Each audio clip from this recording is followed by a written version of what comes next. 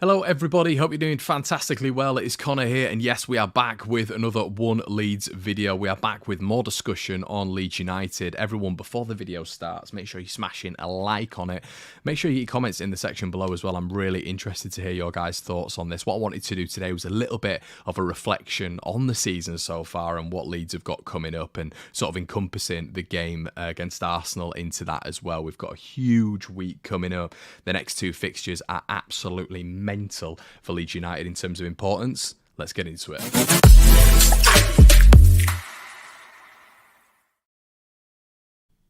Okay, so Leeds United yesterday drew, I wish they drew, lost the game to Arsenal 1-0. A lot of things to take into consideration. We spoke about it on the match review yesterday, and overall, a real positive performance from Leeds. Definitely the better side. I almost saw a couple of Arsenal fans saying that they believe that Arsenal were the better team in the first half. I would completely disagree with that. I don't really know how many clear-cut chances it had, obviously, apart from the goal and the Gabriel Jesus chance, which I thought would have been quite difficult for him to convert anyway. I thought Leeds were definitely in it in the first half, and definitely the second half was much improved from a Leeds United standpoint. There comes Patrick Bamford and obviously changing the game. But I think overall Leeds were a little bit more composed than we've seen in recent weeks, and we're going to get into exactly why that was. But point number one, the first person I want to speak about on this video is Patrick Bamford. And these four things that I'm going to be speaking about are something that Leeds need to sort of change or need to adapt in a certain way. And it's also things to consider going forward, really. But Patrick Bamford, what did we see yesterday? Well, we saw a huge improvement in that Leeds United side going forward, a massive improvement. And the reason behind that, everyone, is like we said on the preview, it's like every single Leeds fan knows as well when it comes to Patrick Bamford, is he is a target man. He's someone to hit, and you are playing a narrow, compact system, of which we were speaking on the preview about Jesse Marsch enabling the Leeds side to go a little bit more direct and for the side to play off the second balls a little bit.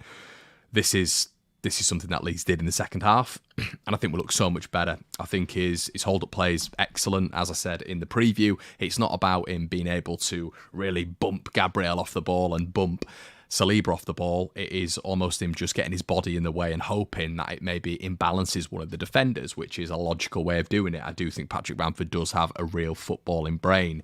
I do, however, think there were opportunities yesterday where Sinisterra was in on the left-hand side where he could have slid him in, Patrick Bamford. But this rustiness, which we're going to speak about, is something which is part of his game at this moment in time. Jesse keeps speaking about managing Patrick and this sort of stuff and being able to, get him into games in a certain way. And for me, it would be an unbelievable missing, brain cell, you could say, for Jesse Marsch to be starting Rodrigo over Patrick Bamford. Now, I do think that's probably down to fitness issues. If it wasn't, and it was down to selection issues, I think that's a huge mistake. There's still people saying that they thought Rodrigo was having a good game yesterday. For me, he wasn't having a good game. I think when you're playing in the transition against any side, Rodrigo slows things down naturally. He takes 7 touches when you need 2. And yeah, he was getting into half-decent positions, but I think there were so many opportunities yesterday where Leeds could have broken quickly and started to move the play quickly in that offensive third, and Rodrigo would inevitably slow the ball down. And when he did genuinely think to himself he was going to speed it up, he booted the ball to Bukayo Saka. So coming back down to Patrick Bamford and looking at his impact on this Leeds side, I think the more frustrating thing for me is the fact that we didn't invest in a profile to be a competitor. Now, Charles de Ketelaere would have been a competitor to Patrick Bamford. You look at the size, you look at the attributes, 100% he'd have been a perfect signing. We didn't get Charles de Ketelaere. The point then of a recruitment team is to then go out and get someone who fits that profile. They tried to do that on the last day of the deadline day, when we all went absolutely mental and they started throwing around 40 million valuations and bids for someone of the name of Cody Gakpo, who doesn't really fit that mold, but fits that mold a little bit better than the other targets you've got. That was the frustrating element for me, the fact that Leeds didn't do anything beforehand. They panicked on the last day when Rodrigo got an injury. We shouldn't have been doing that when Rodrigo got an injury. We should have been doing that from the very beginning, even if we didn't get Charles de Ketelaere. So we had that person that could replicate Patrick Bamford's style and attributes. And I think Leeds United would be in a much better position if the board had pulled their finger out, which they haven't done. And it's interesting yesterday that Lowy was there, the obviously the investor in Leeds United, and there was a lot of the board members there, and it's going to be fascinating to see if Leeds do something in January, and if we don't, then it's absolute madness, but it's going to cost us a pretty penny. And this all comes back to the comments that Kinnear was saying when he put out there, and I think he said on a podcast or he said it in programme notes, that Leeds have an international number 9 and the best youngster in the country. The problem is the best youngster in the country never gets any minutes, and our international number 9 had about half a game against Andorra, whatever it was, and Kinnear actually had the goal to come out and call him an international number 9, which was staggering. But yeah, overall, everyone, he's a confidence player. We know this with Patrick Bamford. We saw it yesterday. I said before he even took the penalty, he's missed this. There was too much time. They were talking to him, and Patrick Bamford being a confidence player, I expected the Arsenal players to completely get in his head. I'd have actually brought Click on to take the penalty or given it to Sinisterra. Genuinely, that's what I was saying. And I think we'd have had a little bit of a better chance, but it is what it is. But, a lot of people are talking about the chances missed from Patrick Bamford. We've always known this. 33 big chances missed in the Championship in 1920, which is when I wasn't convinced about Patrick Bamford at all. Scored 16 goals when Leeds were creating chances like nothing you've ever seen before in that Championship. In 2021 in the Premier League, he missed 21 big chances, and he's barely played everybody this season, but he's topped the charts already in terms of big chances missed. 8 big chances above Haaland, above Jesus, above all players like that who are getting chances and are playing 90-minute games. Pat Bamford's barely played and he's already missed 8 big chances, which is good from a Leeds United standpoint because we are creating some chances for him and we're better when Bamford's on the field, clearly. But overall, this rustiness and this stagnant way of getting back into the Leeds United 11, is this just going to be a consistent thing for the remainder of his career, for the remainder of his season at Leeds? It's definitely a probability, because it seems like every time Pat nearly gets there, there's a setback, and then you look at the board again and think, well, hold on, why didn't you bring in a profile to replicate him, everybody? Because Perkins, Gelhardt, Nonto, they are not that profile. They are not the profile where Leeds can play direct, we can play narrow, we can play the way that we do, especially Rodrigo. He's nowhere near Pat's level in terms of what he brings to this side. So hopefully there's going to be a little more consistency when it comes to Patrick Bamford's performances. Hopefully he's going to get back on there. I thought it was one of his better performances yesterday. We're going to see him start, but Leeds, just bring a profile in January. Otherwise, we're going to be staring problems in the face big time. Okay, so the next thing I want to talk about is the style of play. So there's a load of people saying that we were very good yesterday, including myself. It was much better. But I think what we've got to understand and how this game's going to be different to a Crystal Palace or a Wolverhampton Wanderers, a Brighton, a Brentford, a Crystal Palace, a Southampton, whatever, is the fact that Arsenal weren't really initiating a press. Chelsea didn't really initiate the press. The whole purpose of what those teams were doing was trying to play through Leeds, which enabled Leeds United to then press, which facilitated our game.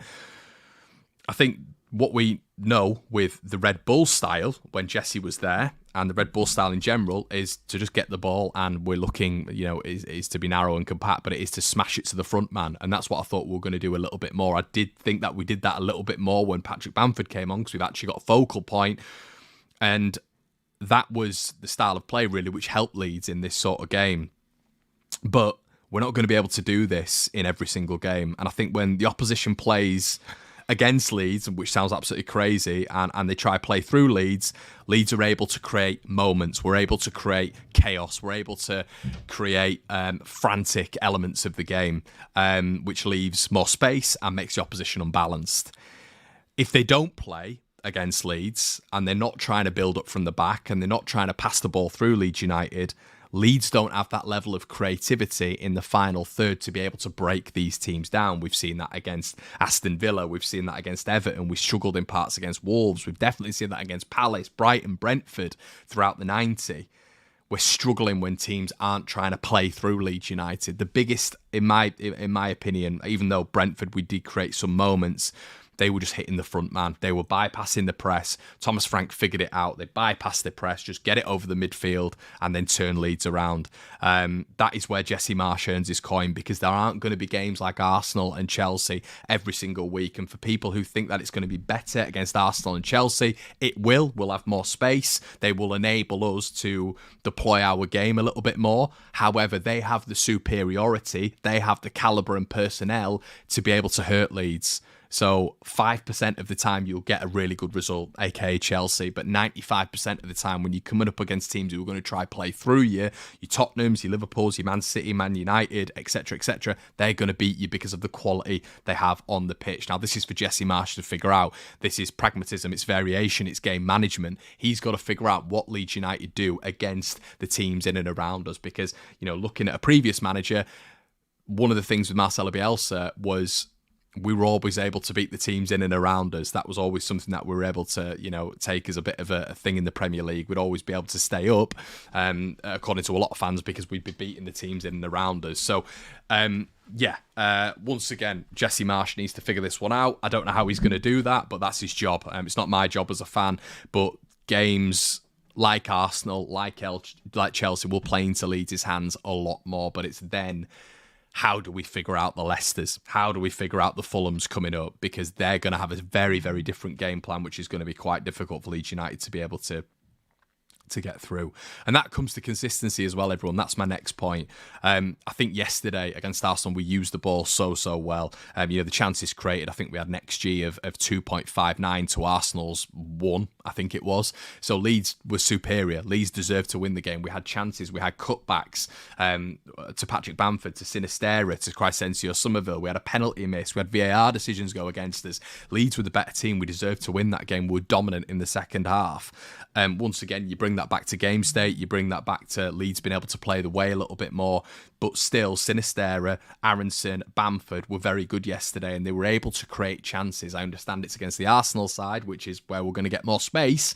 However, we're still able to do that. Now, if we're able to bring that into game states against lower league teams and we're able to really hurt them, obviously that's going to benefit Leeds. But can we build up that consistency? Because what we saw at the start of the season was an element of consistency. You know, getting a draw at Southampton, getting a win against Wolves, getting a 90-minute performance, a really good win against Chelsea. But still, Wolves and Southampton were creating chances, and there's an argument it could have gone either way against both sides. You know, Melee kept us in it against Wolves, if we're being honest with each other. And the Southampton game, right at the very end there, I mean, there was 10 minutes where Southampton were all over us. So, as I've mentioned previously, the consistency has got to come with game management. The consistency has got to come with, you know, within that, better substitutions, better performances from individuals. But we've got to be able to break some of these teams down, and that's not what Leeds are doing at the minute. We can't go back. We can't revert back to type to what we were doing against Crystal Palace, for example, in that second half, or any any spell outside the first 25 minutes. We've got to be able to hurt teams like Leicester and dominate teams like Leicester, and that's obviously up to the boss to fix. But playing teams like Palace, Everton, Villa, Brighton, Brentford, Southampton, and not doing that over a 90-minute spell is a worry. So this has got to be a point. This has got to be, right now, after that performance against Arsenal, this has got to be a bit of a bungee point, a bit of a platform for Leeds to then be able to go and do this against the teams in and around us, because we can't do it against the teams in and around us. The game states will favour us against the top teams, but the top teams have more quality to kill Leeds. So we've got to be able to beat the teams in and around us. Leicester, we're going to get onto this in a little bit, but Leicester are a team that Leeds have to look at and look at a win. I mean, my next point is a relegation battle. I've come to the conclusion that Leeds will be in one. There's a lot of Leeds fans who, I will flag up, if I can just flag it up on this overlay here. I might be able to do it. I would have liked to have done this pre-recording, everyone, but I can't, unfortunately, today. I'm in a little bit of a mad rush.